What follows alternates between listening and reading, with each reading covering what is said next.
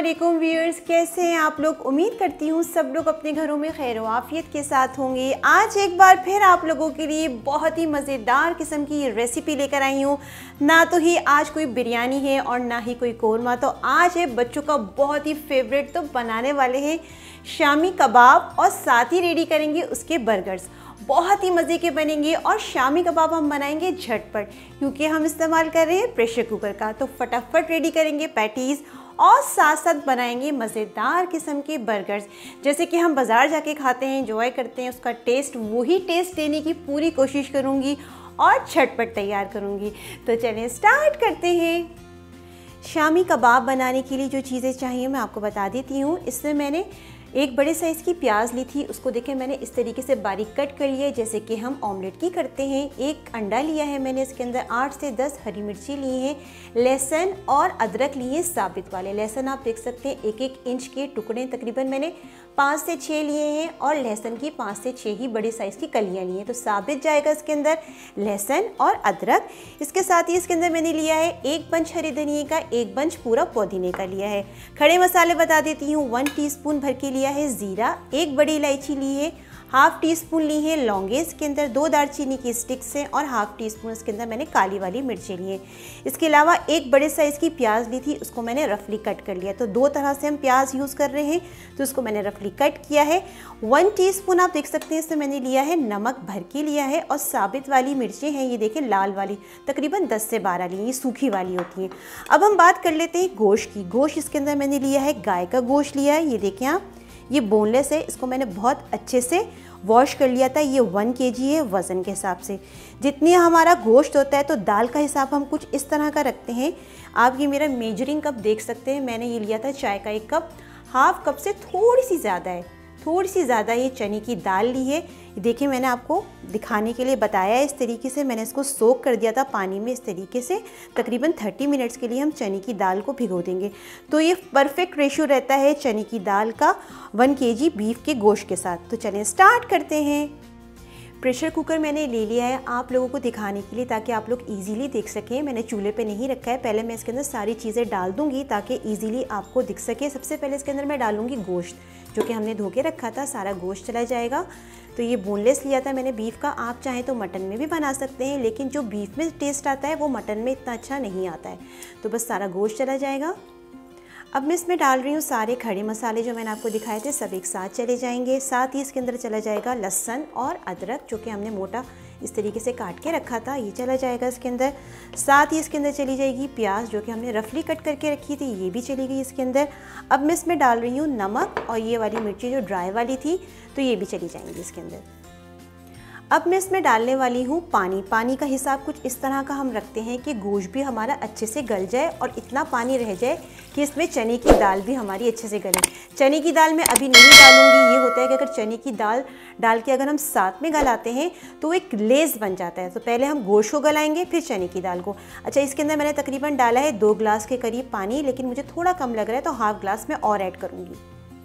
2 गिलास मैंने पानी डाल दिया था, हाफ गिलास से करीब और डालूंगी। बस ये अल्हम्दुलिल्लाह परफेक्ट सा रेशियो है, बहुत ज़बरदस्त सा। अब मैं क्या करूँगी, ये देखें इस तरह का, ये देखें टेक्सचर आ गया। अब इसको मैं चूल्हे पे रख दूँगी और तकरीबन इसको 15 मिनट का प्रेशर दूँगी। तो इसको चूल्हे पे रखेंगे और इसको अच्छे से गला लेंगे हम 15 मिनट के लिए। गोश्त को मैंने 15 मिनट का प्रेशर दे दिया था। गोश्त अल्हम्दुलिल्लाह हमारा परफेक्ट सा गल गया है। ये देखिए ज़बरदस्त सा हमारा गोश्त, ये देखिए कितना नरम हो गया अल्हम्दुलिल्लाह। पानी भी इसके अंदर इनफ है, जो पानी मैंने लिया था उसमें गोश्त हमारा अच्छे से गल गया है और ये देखिए पानी रिमेनिंग है। तो अब हम क्या करेंगे, इस पानी में डालेंगे चने की दाल जो हमने 30 मिनट्स के लिए भिगो के रखी थी। तो ये सारा कॉम्बिनेशन बहुत परफेक्ट रहता है, पानी का रेशो, दाल का और जो गोश्त का मैंने आपको बताया। बस सारी दाल इसके अंदर मैं डाल दूँगी।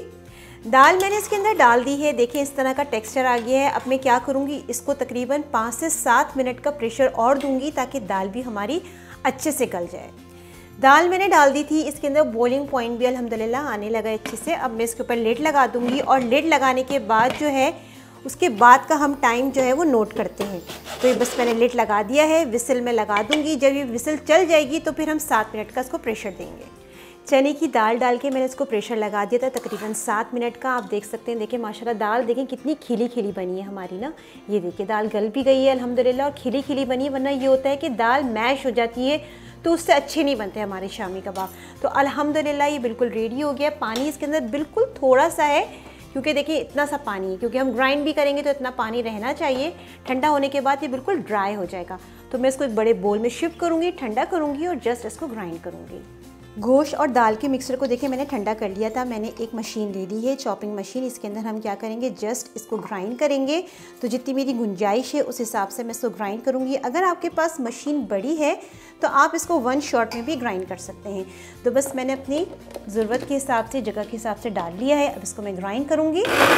मिक्सिंग मैंने अच्छे से कर ली है। देखें इस तरह का टेक्सचर आ गया है। मैंने इस तरीके से ग्राइंड कर लिया है। और जितना भी मिक्सचर रिमेनिंग रह गया सारा इसी तरीके से मैं ग्राइंड कर लूँगी।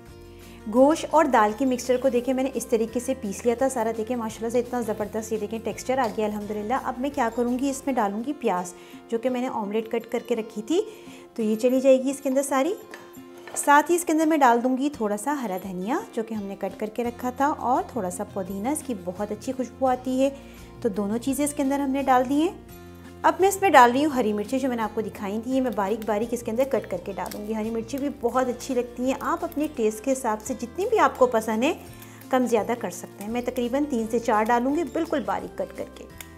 सब चीज़ें मैंने डाल दी हैं। डालने के बाद मैंने खूब अच्छे से इसको मिक्स कर लिया। देखें आप इसका टेक्सचर देखें माशाल्लाह कितना ज़बरदस्त आया है। एक एक रेशा पता चल रहा है। अल्हम्दुलिल्लाह बहुत परफेक्ट बना है। बस इसके अंदर अब मैं क्या करूँगी, एक अंडा तोड़ के डालूँगी ताकि बाइंडिंग हमारी अच्छे से हो जाए। अब मैं इसमें डाल रही हूँ अंडा डाल के इसको अच्छे से मिक्स करेंगे। बाज़ दफ़ा क्या होता है, कुछ लोग क्या करते हैं, कबाब बनाने के बाद ऊपर से भी अंडा लगाते हैं। अगर आपको वैसे पसंद है तो आप वैसे भी कर सकते हैं, लेकिन मुझे ये ज़्यादा आसान लगता है तो मैं अंडा डाल के ही मिक्स कर लेती हूँ। मिक्सिंग मैंने बहुत अच्छे से कर ली थी अंडा डालने के बाद। अब मैं इसके कबाब बनाऊँगी। इसके मैं मीडियम साइज़ के बनाऊँगी, क्योंकि हमने बर्गर बन में रखने हैं तो थोड़े बड़े ही बनाएंगे, क्योंकि उसमें थोड़े बड़े जाएंगे। तो बस इस तरीके से हम इसके कबाब रेडी कर लेंगे। कबाब मैंने बना लिए थे, देखें ज़बरदस्त से रेडी हो गए हैं। बस सारे एक एक करके इसी तरीके से रेडी कर लूँगी। कबाब मैंने रेडी कर लिए थे 1 kg में। अल्हम्दुलिल्लाह हमारे तकरीबन 15 से 16 ये कबाब बने हैं। अब मैं ऑयल गरम करूँगी और इसको फ्राई करूँगी। मैंने एक पैन ले लिया था, इससे मैंने ऑयल डाल दिया है। मैं इसको शैलो फ्राई करूँगी। ऑयल अल्हम्दुलिल्लाह हमारा अच्छे से गर्म हो गया है। अब जो मैंने कबाब बना के रखे थे एक एक करके इसमें डालते जाएंगे और उसको मीडियम फ्लेम पर हम फ्राई करेंगे। शामी कबाब हमेशा शैलो फ्राई होते हैं। तो बस मैं इसमें डाल दूँगी जितनी इसके अंदर गुंजाइश है। कबाब मैंने डाल दिए हैं, लेकिन अभी इसको टच नहीं करूँगी। तकरीबन 2 से 3 मिनट मीडियम फ्लेम पे ऐसे ही फ्राई करूँगी, फिर हम इसको टर्न करेंगे। कबाब फ्राई होते हुए तकरीबन 2 से 3 मिनट हो गए हैं। अब हम इसको टर्न कर देंगे। देखें माशाल्लाह कितना ज़बरदस्त एक खूबसूरत सा कलर आ गया है। बस यही कलर हमें रिक्वायर्ड था। तो बस मैं इसको टर्न कर लूँगी और दूसरी तरफ से भी इसी तरीके से सेक लूँगी। कबाब मैंने फ्राई कर लिए हैं दोनों साइड से परफेक्ट से। देखें बहुत ज़बरदस्त हमारे फ्राई हो गए हैं। आपने देखा कितने बंधे हुए बने हैं, कहीं से नहीं टूटे, बहुत ज़बरदस्त बने हैं। देखिए कितनी ज़बरदस्त इसका लुक आ रहा है अल्हम्दुलिल्लाह। बस मैं क्या करूँगी, जितनी मेरी ज़रूरत है उस हिसाब से मैं इसको फ्राई कर लूँगी। आप चाहें तो इसको फ्रीज़ भी कर सकते हैं और जब दिल करे आपको डीप फ्रॉस्ट करें और बना के खाएँ, एंजॉय करें। बस मैं बाकी की जो रह गए उनको फ्राई कर लूँगी। बर्गर बनाने के लिए जो मैंने बंस लिए हैं वो मैं आपको बता देती हूँ। मैंने 6 लिए इस तरह के, आपको जैसे भी पसंद है आप कोई सी भी ले सकते हैं। तो मैंने मीडियम साइज़ के लिए, थोड़े थोड़े इसके ऊपर तिल भी लग रहे हैं। साथ में मैंने मेयोनीज़ लिया है और साथ ही लिए मस्टर्ड पेस्ट और थोड़ा सा केचप।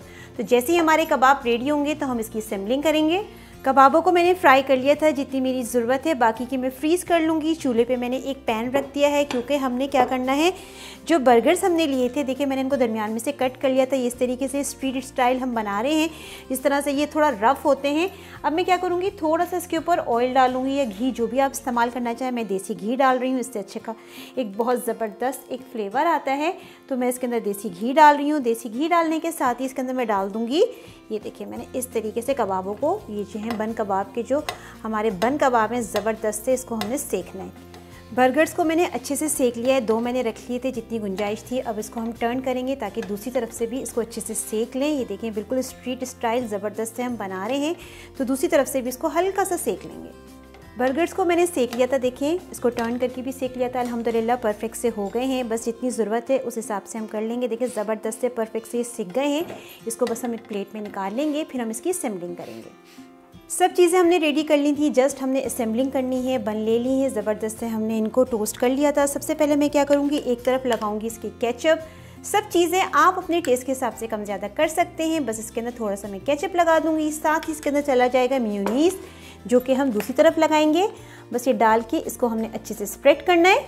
मेयोनीज़ डाल के मैंने इसको अच्छे से स्प्रेड कर लिया है। देखें ज़बरदस्त सा लग रहा है माशाल्लाह से। बस मैं क्या करूँगी, अब इसमें डालूँगी, ये देखिए जो हमने पैटी बना के रखी है ज़बरदस्त सी शामी कबाब की, ये चली जाएगी।